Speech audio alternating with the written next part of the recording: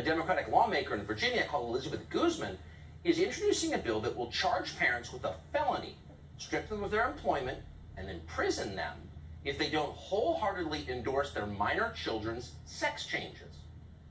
So your 12-year-old daughter says she wants a mastectomy. If you object to that in any way, if you raise questions, Elizabeth Guzman will send you to jail. For real. Here's a local news report.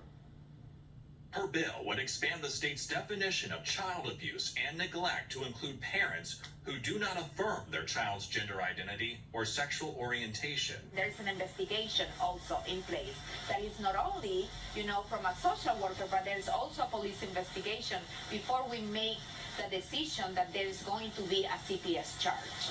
What could the penalties be if, the investigation concludes and it's concluded that a parent is not affirming of their LGBTQ child? What could the consequences be? Well, we first have to have an investigation. It could be a felony, it could be a misdemeanor, but we know that a CPS charge could harm, your employment, could harm your education.